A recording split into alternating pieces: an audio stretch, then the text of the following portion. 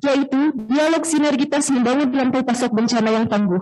Untuk itu, kami mengundang Bapak Dr. Tommy Perdana sebagai moderator untuk dialog hari ini. Berikut perkenalan singkat, Bapak Dr. Tommy Perdana. Dr. Tommy Perdana, SP, MM. Beliau merupakan lektor kepala di Fakultas Universitas Padjadjaran. Beliau memperoleh gelar doktor dari Institut Pertanian Bogor pada tahun 2009. Saat itu beliau aktif sebagai dosen dan peneliti pada bidang sistem agribisnis, manajemen rantai pasokan pertanian, manajemen logistik, system thinking in sustainability, and innovate in sustainability. Ia dikenal sebagai pakar dalam manajemen rantai pasokan pertanian inklusif. Kepada Dr. Tommy Perdana, dipersilahkan. Baik, terima kasih MC. Baik, Bapak dan Ibu semua, kita akan segera mulai. Bismillahirrahmanirrahim. Assalamualaikum warahmatullahi wabarakatuh. Kita akan melaksanakan diskusi, dialog berbagai pemangku kepentingan baik dari dalam ataupun luar negeri, dan alhamdulillah pagi ini, siang ini kita juga telah hadir Bapak Dr. Aditya Jati, SSI, MSI, sebagai Deputi Sistem dan Strategi Badan Nasional Penanggulangan Bencana. Selamat siang, Pak Raditya. Selamat siang, Bapak, Pak Tommy, apa kabar? Bapak Ibu sekalian yang kami hormati. Terima kasih. Pak, saya menyampaikan dulu informasi tentang Bapak kepada para peserta.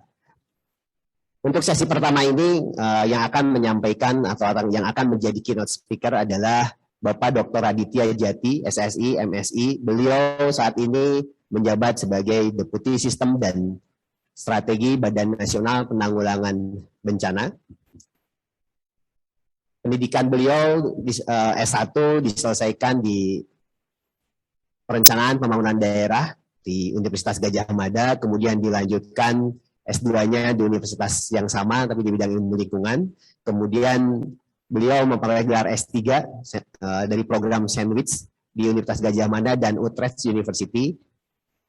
Bapak Raditya Jati memiliki pengalaman yang panjang. Sebetulnya beliau sebagai peneliti di BPPT sejak tahun 1996 sampai dengan 2017, dan saat ini juga beliau aktif mengajar beberapa mata kuliah berkaitan dengan ilmu lingkungan dan manajemen bencana di Universitas Gadjah Mada dan Universitas Negeri Yogyakarta.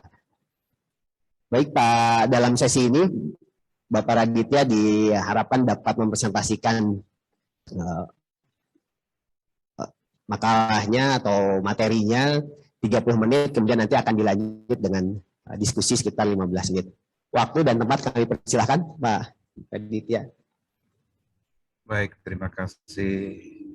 Kami sampaikan kepada UNPAD khususnya yang telah memberikan kesempatan kepada BNPB untuk memberikan keynote speech ya. Mohon maaf hari ini Pak Kepala BNPB sedang ada agenda yang tidak bisa ditinggalkan. Untuk itu beliau memberikan amanah untuk saya saat ini sebagai Deputi Sistem dan Strategi untuk memberikan keynote speech pada acara yang sangat penting ini terkait dengan Seminar Nasional Sinergitas Membangun Rantai Pasok Bencana yang Tangguh. Dan terima kasih kepada Profesor Hendarmawan dari Wakil Rektor Bidang Riset dan Inovasi, Profesor Nyoman Pujawan juga, dan tentunya para keynote speech yang lain, tentunya dari beberapa pihak yang telah bergabung pada acara virtual seminar ini. Kami berharap akan sangat bermanfaat bagi kita semua. Izin kami share paparan yang terkait dengan kiranya membangun sistem rantai pasok logistik bencana. Nah, ini kami tahu bahwa kebutuhan saat ini adalah bagaimana sebetulnya membangun rantai fisik, rantai logistik. Kita tahu bahwa saat ini memang seringkali kebutuhan yang ada di daerah khususnya sejauh mana sekarang mata rantai itu sistemnya bagus, dan kita akan angkat dulu dari segi kebijakan pemerintah yang sebetulnya kami sangat bersyukur sejak 2020 itu Bapak Presiden telah menandatangani yang disebut dengan Rencana Induk Penanggulangan Bencana. Ini suatu hal yang bisa dikatakan inovasi buat pemerintah Indonesia saat ini, karena memang baru kali ini kita memiliki perencanaan jangka panjang atau 25 tahun untuk penanggulangan bencana. Harapannya nanti di Indonesia Emas atau 100 tahun Indonesia Merdeka 2045, Indonesia adalah national resilience, nation yang resilience, tangguh atau berketahanan terhadap bencana ini. Dan ini ditetapkan 25 tahun ke depan dengan tahapan 5 tahunan dengan jangka yang bisa disesuaikan dengan RPJMN. Turunan dari RPB itu atau rencana induk bencana itu menjadi penting untuk pembahasan di level nasional maupun di daerah, di mana setiap daerah diharapkan memiliki rencana penanggulangan bencana yang bisa diakomodasi, terintegrasi, harus utamakan dalam perencanaan di daerah. Dan ini akan ditinjau setiap setahun sekali untuk dilaporkan kepada Bapak Presiden oleh Kementerian Bidang Pembangunan Manusia dan Kebudayaan. Jadi saya rasa ini satu hal yang inovasi, di mana kita memang harus memiliki perencanaan jangka panjang untuk mewujudkan Indonesia yang tangguh bencana untuk pembangunan yang berkelanjutan. Dan ini mengapa menjadi penting, karena harapannya nanti dalam kaitan dengan kebencanaan kita tidak hanya bicara bencana saja, karena kita tahu bahwa bencana yang saat ini memang terkait dengan bencana yang sifatnya alam, non-alam, atau sekarang yang menjadi isu penting di global adalah perubahan iklim. Dan saya rasa RIPB ini ke depan tujuannya adalah mewujudkan dengan misi penanggulangan bencana yang tangguh dan berkelanjutan. Ya, jadi ini ada hubungannya dengan Sustainable Development SDGs 2030, tapi kita beyond 2030, kita harus punya sesuatu yang bisa mewujudkan tata kelola penanggulangan bencana yang lebih profesional dan inklusif, serta bagaimana kalau itu terjadi bencana dalam kondisi darurat dan pemulihan itu menjadi penanganan yang lebih baik dan lebih build back better kalau kita istilahkan seperti itu. Nah, tujuan dari RIPB sendiri di fase 5 tahun ini sampai 2024 yang terintegrasi dalam RPJMN, dan ini diakomodasi oleh Bappenas tentunya, bagaimana pemerintah sendiri dan pemerintah daerah dan masyarakat itu ikut berupaya untuk mengurangi risiko bencana dalam jangka panjang. Artinya kita tidak hanya bicara short term saja, tapi intinya kita mempunyai fase di mana pengurangan risiko bencana untuk mengantisipasi risiko itu harus dilakukan sebagai bentuk investasi untuk kesiapsiagaan dan pengelolaan risiko dengan tata kelola penanggulangan bencana yang profesional, transparan, dan akuntabel, serta dalam penanganan darurat cepat dan tentunya dalam pelayanan publik dalam livelihood atau penghidupan masyarakat itu sendiri. Nah, kalau kita sarikan dari semua sasaran RIPB itu, apa hubungannya dengan sistem pasok logistik yang ada? Tentunya pasti sangat erat kaitannya dalam bagaimana keandalan logistik dan peralatan penanganan darurat. Tentunya dalam kesiapan dan kesiapsiagaannya. Bagaimana mengoptimalkan bantuan itu dan bagaimana kualitas kelembagaan dalam penggunaan termasuk dalam pemulihan dan prasarana vitalnya. Kita tahu bahwa kebijakan ini menjadi sangat penting sebagai dasar dalam penentuan yang menjadi pembahasan seminar dalam hari ini. Dan tentunya sebagai negara kepulauan, kita tahu bahwa negara kita terdiri dari ribuan pulau, atau dalam Sendai Framework disebutkan archipelagic state yang memiliki risiko lebih tinggi daripada negara-negara mainland. Pertama dalam bagaimana kita menghadapi ketimpangan spasial, ketimpangan sumber daya tentunya, dan aksesibilitas yang menjadi tantangan kita yang harus kita lakukan untuk menghadapi bagaimana kondisi geografis Indonesia sendiri dari jenis kebutuhan, keperluan, dan juga permintaan jumlah yang diperlukan. Karena kita tahu bahwa secara nasional jumlah populasi atau exposure dari jumlah penduduk yang kemungkinan akan terpapar juga sangat berbeda sesuai dengan jumlah yang ada dan juga ancaman dan risiko yang akan dihadapi di masing-masing wilayah sesuai dengan karakteristik dan yang ada di Indonesia. Nah, kalau kita perhatikan bagaimana penanganan bencana yang efektif, itu pertama kita tahu bahwa dilihat dari 2 parameter terkait dengan anggaran dan capaian-capaian yang harus dilakukan dalam operasional tanggap darurat atau darurat bencana sendiri. Pertama, kalau kita tahu dalam kondisi waktu dan rupiah mungkin dalam tidak efektif, daerah yang tidak siap butuh anggaran dan waktu yang banyak dalam mencapai sasaran operasi, atau kita sebut dengan padat karya, mungkin waktunya cepat tapi kita butuh waktu Tapi juga secara anggaran kita butuh untuk mencapai sasaran yang optimal. Selain dalam padat anggaran, mungkin kita tahu bahwa PDT di daerah kaya, namun dapat menekan waktu dalam operasi. Dan bagaimana sebetulnya solusi yang paling efektif adalah pengelolaan bencana di daerah dengan kapasitas yang baik dan dukungan seluruh yang dapat diberikan pada anggaran. Nah, Bapak Ibu sekalian yang kami hormati, tantangan penanganan darurat bencana yang perlu dilakukan dalam hal membutuhkan dukungan, ini perlu mendukung bagaimana semua berawal dari kebutuhan peringatan diri, kemudian menjadi kebutuhan dalam logistik dan peralatan, dalam yang skala yang lebih luas, dan kemudian kita juga tahu bahwa perlu adanya leadership atau komitmen di daerah tentunya dalam sumber daya manusia yang juga kita mengorganisir suatu pentahalik di luar pemerintah, termasuk di sini adalah pakar dan akademisi. Maka kami senang sekali dengan adanya seminar ini, harapannya nanti apa sebenarnya peran dari Tridharma Perguruan Tinggi yang ada di UNPAD mungkin bisa membangun bagaimana kelancaran dari seluruh kegiatan fase siklus disaster ini dapat dilakukan bersama-sama secara kolaborasi, secara inklusif dan secara terpadu. Tentunya para pakar juga di daerah perlu dilatih terus, dan kemudian kami yakin juga para peneliti sudah melakukan kegiatan-kegiatan yang sifatnya bagaimana sistem mata rantai pasok logistik itu dapat disampaikan. Nah, terkait dengan anggaran, memang perlu ada prosedur dalam PTT dan DSP yang kadang masih perlu dipercepat, tapi memang dengan tantangan tersebut dalam penanganan darurat, tentu yang juga harus terimbangi adalah masalah administrasi yang transparan dan akuntabel, dan penggunaan anggaran masa darurat membutuhkan pendampingan dan kuat. Bapak Ibu sekalian, jadi ini adalah segitiga yang sering menjadi mata rantai pasok logistik, atau sekarang juga peran dari pemerintah, masyarakat, lembaga usaha atau pemerintah elit sekarang juga melibatkan media yang diperluas lagi dengan segi limanya.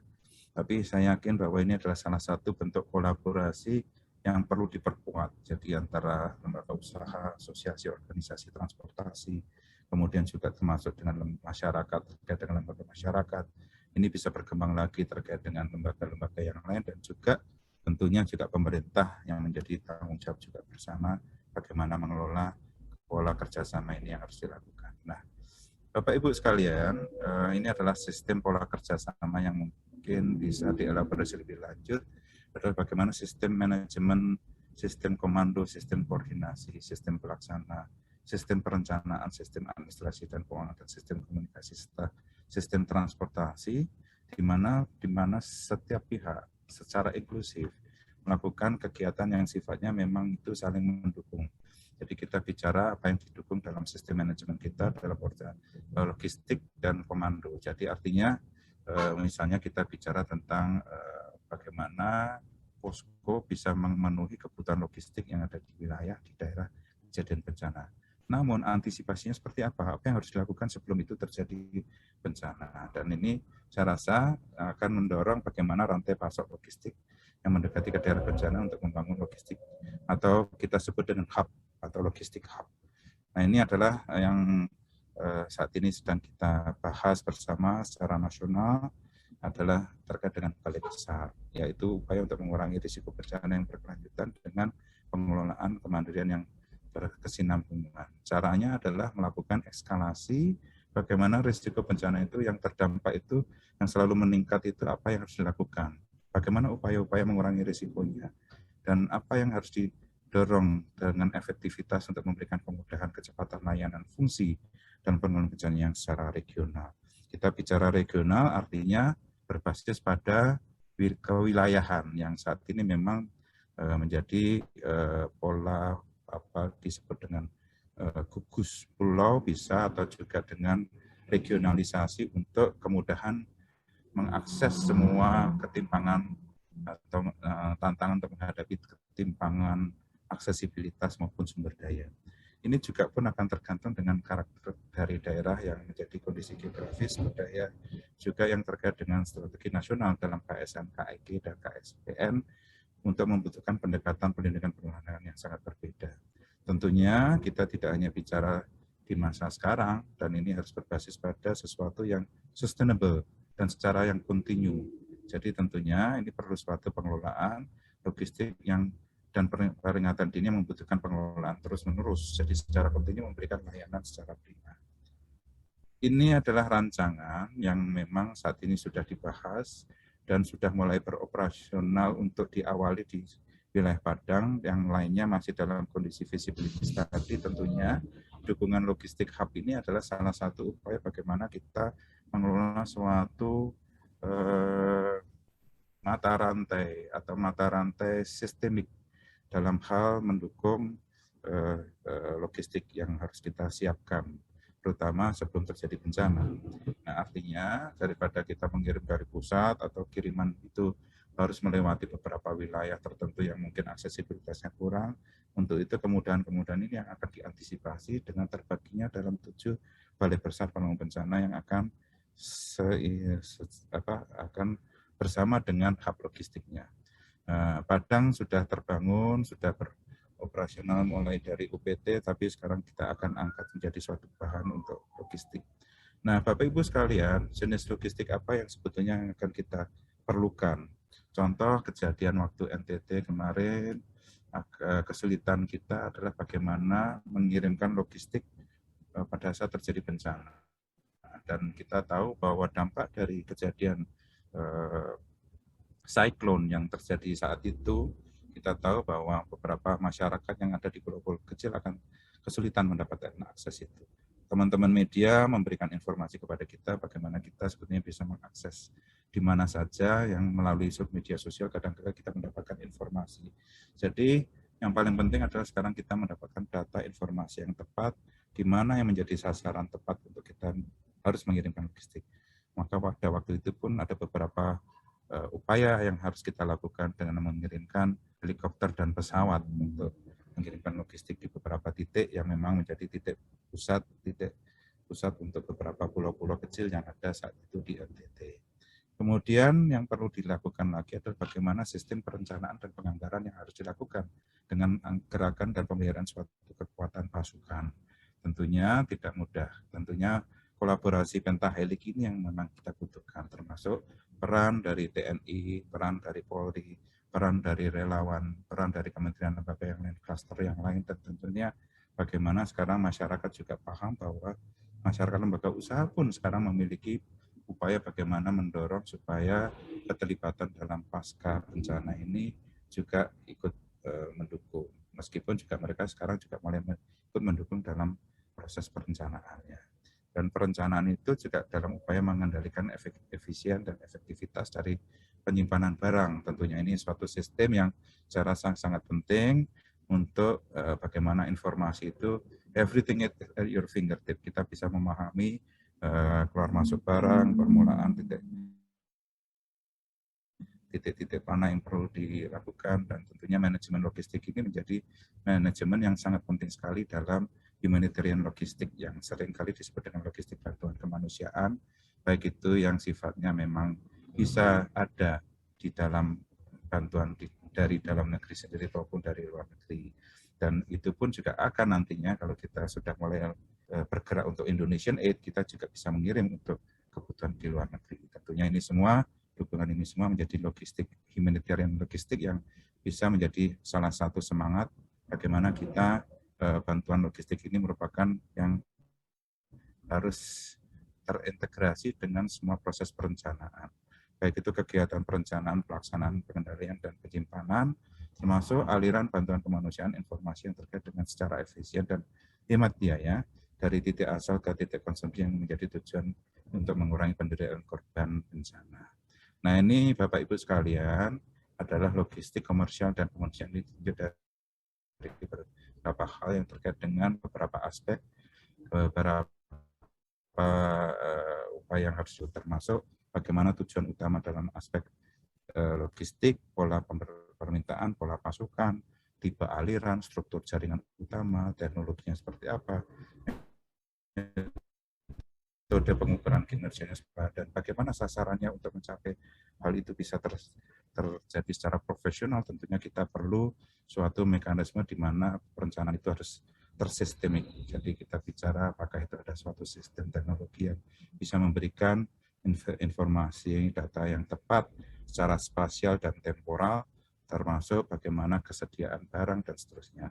Jadi salah satu upaya dalam sistem manajemen logistik peralatan penanggulangan bencana yang harus dilakukan perencanaan itu, pengadaannya seperti apa, sistem pergudangannya seperti apa, pendistribusian dan penghapusannya seperti apa. Dan semua itu harus dilaksanakan secara menyeluruh dan terpadu. Saya rasa ini menjadi suatu hal dalam sistem untuk Indonesia yang memang negara kepulauan.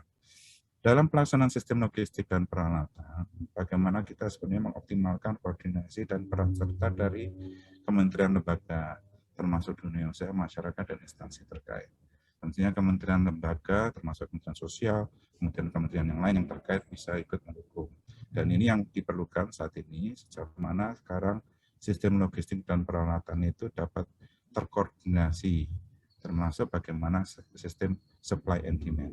Kemudian yang kedua, bagaimana memperhatikan dinamika pergerakan masyarakat di korban bencana. Jadi kita tahu bahwa belajar dari kejadian-kejadian bencana yang ada akan sangat berbeda dengan karakteristik juga dengan ancaman dan hazardnya, atau kita bicara natural hazardnya. Contoh, kalau kita bicara tentang gunung api, tentunya klaster dari pengungsian akan lebih mudah untuk dikumpulkan. Kalau kita bicara gempa bumi, mungkin sebagian besar masyarakat tetap ingin berada di wilayah tempat tinggalnya. Jadi mereka akan tidak akan meninggalkan bangunannya, tapi mereka akan membangun tenda-tenda di depan halaman rumah dan sebagainya. Kalau kita bicara tentang banjir bandang, tentunya mereka akan mengungsi sementara karena wilayah atau rumah mereka akan terganggu terdampak. Kalau kita bicara tentang cyclone juga akan sangat berbeda dan variasinya sepertinya akan sangat berbeda kalau memang ada collateral impact dari cyclone itu tersebut. Misalnya kalau nanti muncul gerakan tanah yang memang secara masif atau wilayah lingkupnya kecil dan besar, itu juga akan tergantung dengan karakteristik wilayah yang akan terdampak dari bencana itu sendiri. Artinya kita akan tahu bahwa sebetulnya semua ini akan tergantung dari dinamika persebaran pergerakan masyarakat yang terdampak dari akibat bencana. Kemudian yang ketiga, memperhatikan faktor budaya sosial ekonomi masyarakat itu sendiri. Kita bicara tentang faktor budaya, contoh kalau kita bicara di masyarakat di sekitar Gunung Agung, kita bicara tentang masyarakat 28 Banjar yang ada di sekitar situ. Mereka membentuk suatu komunikasi atau sebagai bentuk komunitas berbasis Banjar dengan Pasemotonan Jagabaya Gunung Agung.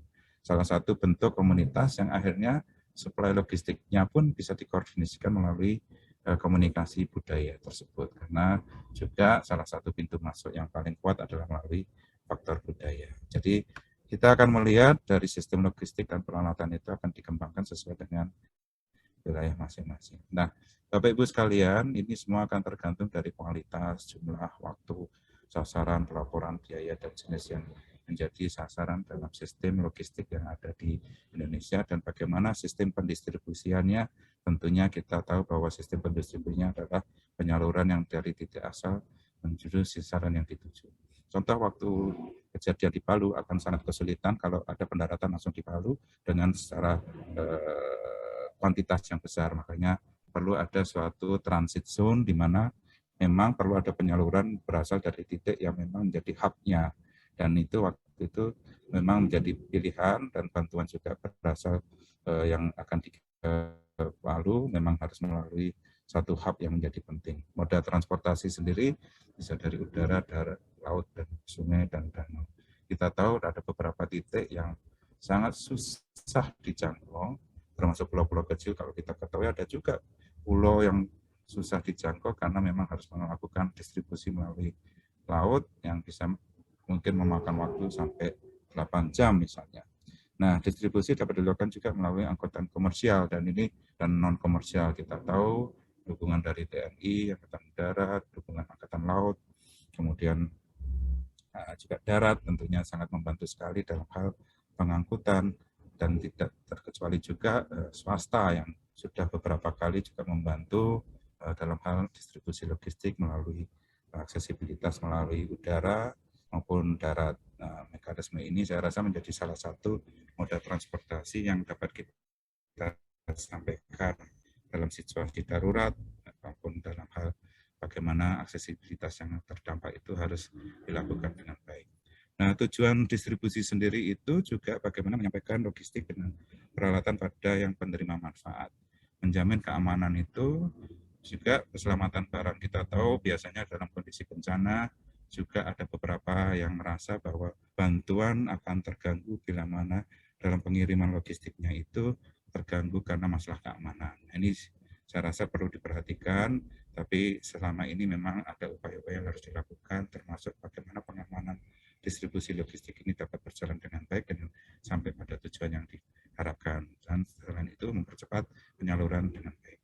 Saya rasa itu yang bisa kami sampaikan sebagai keynote atau apapun yang menjadi sharing dari kami, dari BNPB. Semoga apa yang kami sampaikan ini betul-betul dapat bermanfaat untuk pemikiran ke depan dalam seminar nasional yang mungkin hari ini menjadi salah satu turning point dan shift paradigm bagaimana sebetulnya mata rantai atau kemudian sistem logistik ini dapat diupayakan lebih baik. Kami siap menerima masukan dari hasil seminar ini dan harapan kami dari hasil proceeding ini bisa kami manfaatkan atau kami diskusikan lebih lanjut.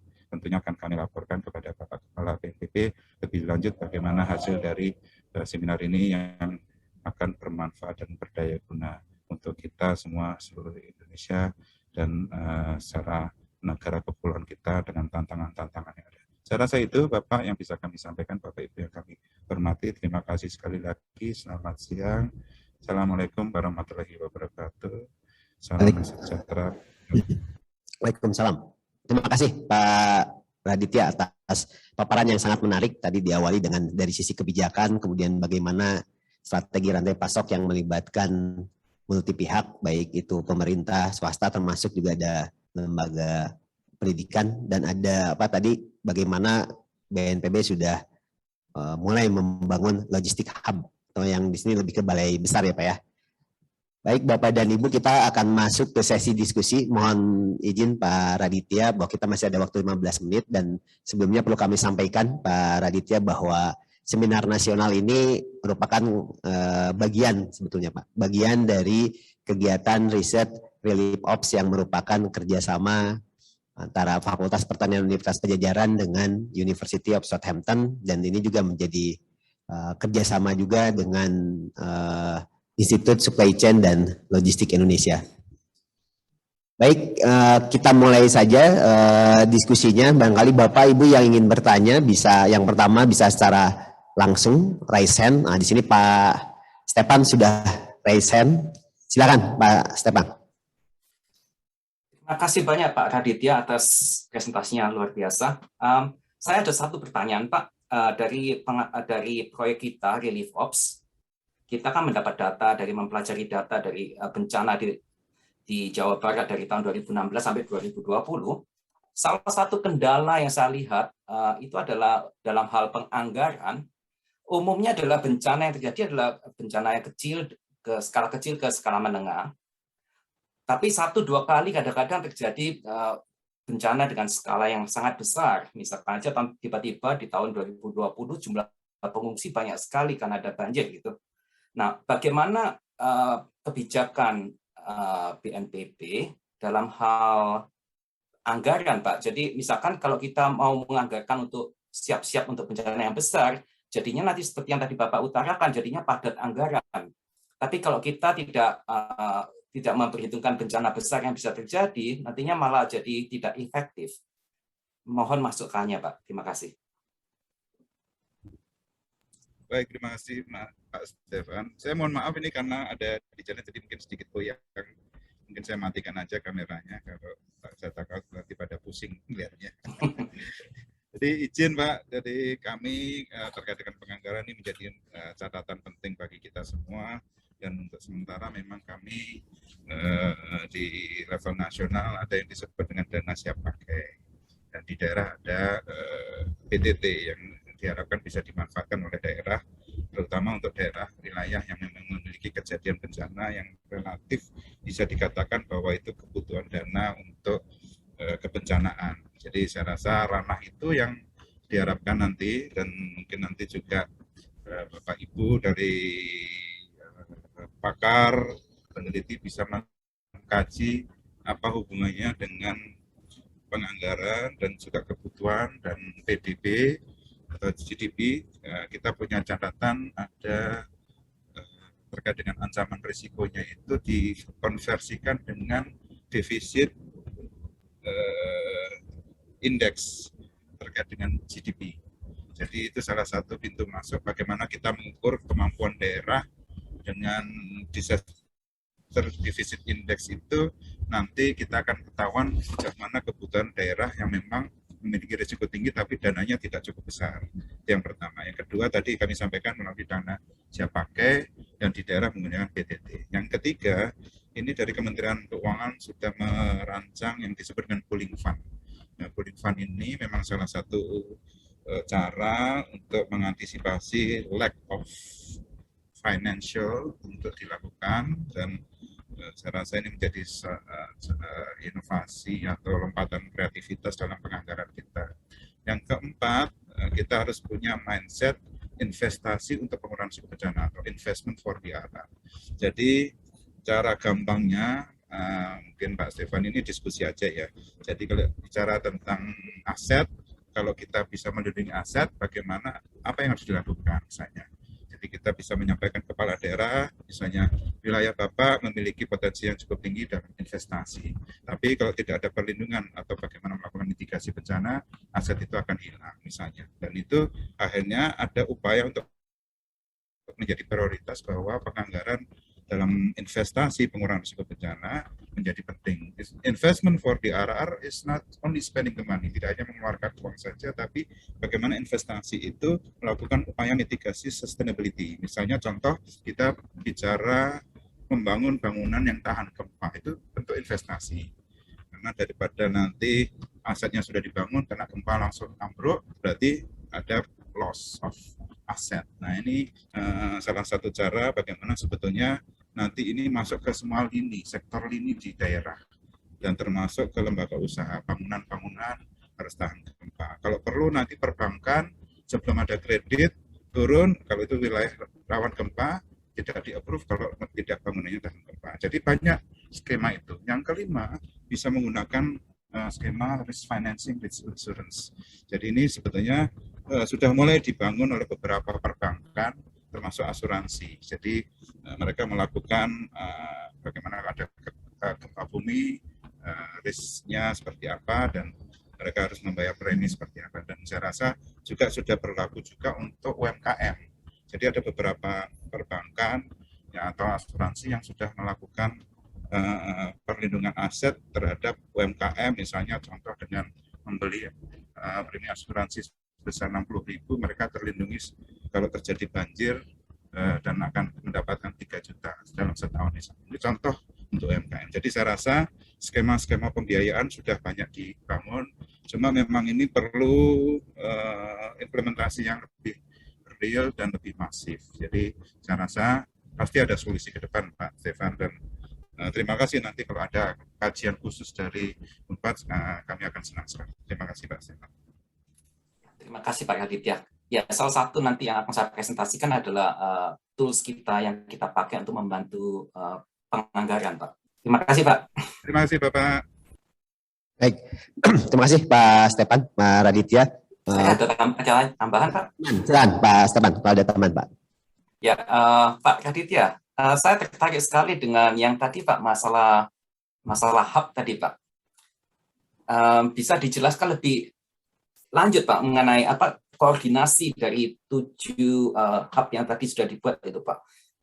Misalkan aja kalau ada bencana besar, katakan aja touchwood ya di Kalimantan gitu, kemudian ternyata stok atau inventorinya secara logistik tidak mencukupi, terus bagaimana koordinasi dengan hub-hub yang lain? Terima kasih, Pak. Ya, terima kasih Pak Stefan. Saya rasa pertanyaan bagus sekali. Jadi Ini memang masih dalam visibility yang lain untuk 7 hub tersebut yang semoga bisa segera terrealisasi. Tentunya mekanismenya adalah saling mengisi dan saling distribusi itu bisa dilakukan dengan baik. Pemilihan hub tersebut juga tentunya akan telah dilakukan berdasarkan pada kajian risiko bencana yang ada. Harapannya juga wilayah yang menjadi hub itu potensi risikonya lebih rendah daripada wilayah yang lain. Dan kalaupun itu tinggi, harus dibangun dengan bangunan yang tahan gempa kalau memang wilayah gempa misalnya. Atau wilayah tsunami, berarti dia harus sedikit menjauh, ataupun kalau pun dia harus punya tempat evakuasi sementara, dan logistik pun akan ditempatkan di wilayah memang diharapkan masih menjadi aman untuk bisa diaksesibilitas. Jadi memang itu harus qualified. Dan ini wilayah yang 6, yang 1 sudah terbangun di Sumatera Barat, yang lain masih dalam proses dan kajian yang selanjutnya. Tentunya manajemen logistik pun akan menyesuaikan dengan kebutuhan yang ada. Dan ini pun juga pasti ada sistem masuk, jadi keluar masuk tentunya itu tercatat, dan bagaimana kalaupun itu harus tercatat, bagaimana kalau itu sistem logistik apa saja barangnya yang siap pakai atau yang memang modal yang bisa langsung kadaluarsa dan seterusnya, ataupun mungkin logistik itu juga terkait dengan ketersediaan. Misalnya kita bicara wilayah potensi risiko banjir, berarti harus ada perahu karet, dan tentunya hal-hal seperti itulah yang selalu menjadi pemikiran kita semua, dan itu semua sudah masuk di dalam kajian yang disebut dengan Situpasna. Jadi kekuatan kalau itu terjadi bencana, apa yang kebutuhannya dan apa yang harus disupport, dan pengembangan dari Inalog juga nanti menjadi dasar. Mungkin nanti teman-teman dari WFP saya rasa juga sudah sering berkolaborasi dengan BNPB, bisa sharing, karena tentunya WFP juga mendukung penuh teman-teman dari WFP ini juga berkolaborasi cukup lama dengan BNPB dalam hal perlogistikan. Jadi sistem itu yang akan dibangun, dan tentunya itu akan kaitan sama delivery mechanism yang akan dilakukan. Saya rasa itu Pak Stefan. Terima kasih pertanyaannya. Terima kasih Pak. Ya, terima kasih. Baik, terima kasih Pak Raditya, Pak Stefan atas pertanyaannya.